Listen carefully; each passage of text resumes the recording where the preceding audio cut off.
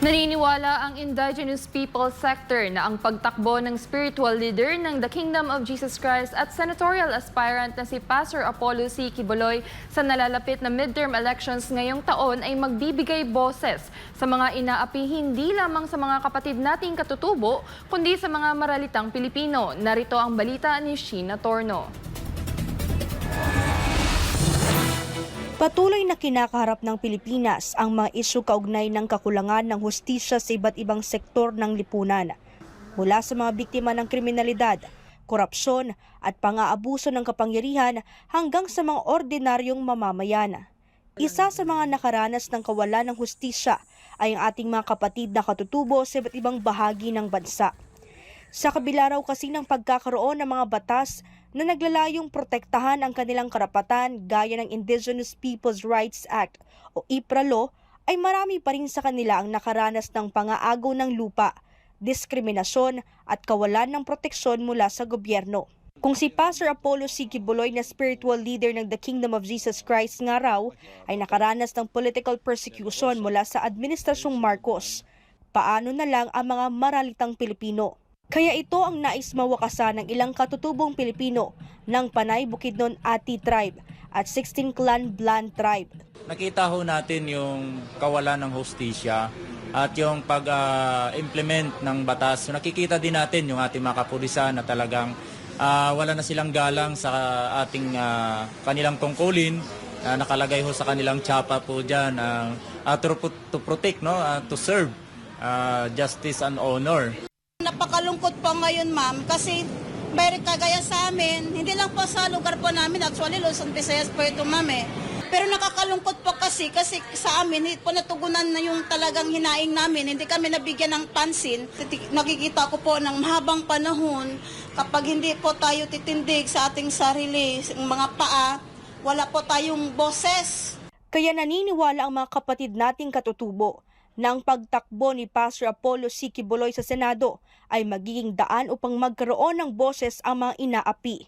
Kaya po ako ibang puso na sumuporta sa kanya at hinihikayat po ang lahat ng mga mamamayang Pilipino, lalo na po sa hanay namin mga katutubo, na meron po tayong 215 na mga tribo na buong puso na susuporta ho dito sa kanya at even sa mga religious leaders na nawa po ay maintindihan ho natin na hindi lang ho tayo ang mawawalan ng hustisya dito kung hindi ho natin ilalagay para maging busis po natin sa Senado si Pastor Apollo Quiboloy po.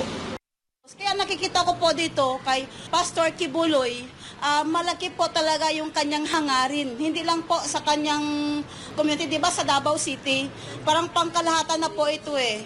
Kasi nakikita ko po na marami na din po siyang tinutulungan at yung advocacy niya para po talaga sa pangkalahatan. Pagod na po. Kasi hindi lang po ilan. Marami pong inaapi at marami pong inaapakan na mga karapatan. Ngunit hindi po nabigyan ng justice. Kaya panahon na po bumangon tayo at tatayo sa ating mga paa at susuporta dito sa mga tatakbong senador to si Pastor Quiboloy na upang mapalaganap talaga ang justice dito sa ating bansa.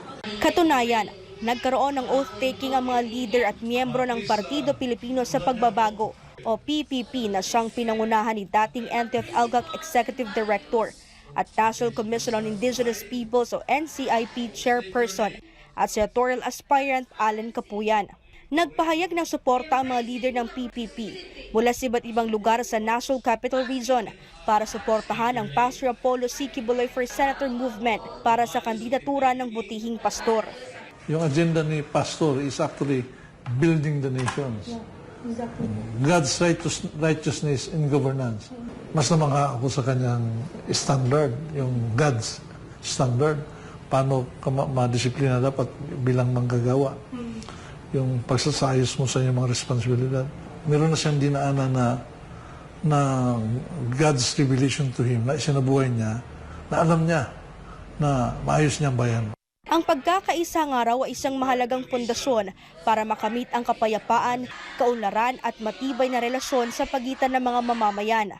Sabi ni Juliet Panergo, National President ng Philippine Indigenous Kids Citizen and Elderly Club Incorporated, hindi raw hadlang ang pagkakaiba ng relihiyon para suportahan si Pastor Apollo C. Quiboloy. Pastor Apollo Kibuloy, ay alam natin lahat na biktima lang siya ng maling pagkakataon. Kaya yung mga nag-akusa sa kanya at napapatunayan naman niya na hindi walang katotohanan. Kaya isa rin po ako sa naniniwala sa kanyang mission at advocacy kung paano niya iaangat ang mga Pilipino dito sa sarili nating bansa. Una na ring ipinangako ni Pastor Apollo C. Kibuloy na kung mabibigyan ito ng pagkakataon ng taong bayan na mailuklok sa Senado, ay unang-una itong wawakasan ang talamak na korupsyon sa pagsusulong ng zero corruption sa bansa.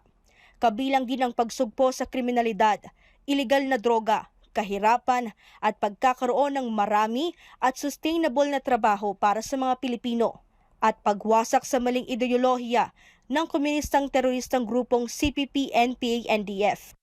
Isang malaking blessing po ito sa bansang Pilipinas na mabigyan po ang ating buting pastor ng chance sa Senado sapagkat mailalahad niya ang lahat ng mga programa kung ano ang ginawa niya sa kanyang congregation sa Kingdom of Jesus Christ na nakita naman natin ito na yung resibo, ito na yung ebidensya sa loob ng 4 na dekada na mula na naitayo ang bansang Karian, ito ay lumago at nakater ang lahat ng Pilipino at hindi lang mga Pilipino, maging sa ibang mga lahi. Sila ay nakater, napabuti ang kanilang mga buhay, una sa kanilang pananampalataya at sa kanilang mga personal na buhay. At ganun din ang gagawin ng ating buting pastor once na siya ay naupo na rin sa Senado. Ang programa na ating buting pastor ay para po sa lahat po ng Pilipino. At lahat po niyan makaka-benefit po niyan. Kaya salamat po na nandito ang ating mga paragraphs at sila po ay nanumpa ngayon para suportahan ang pagtakbo ng ating buting pastor for Senator number 53 po sa Balota. Para sa Diyos at sa Pilipinas kong mahal, ito si Sheena Torna, SMNI News.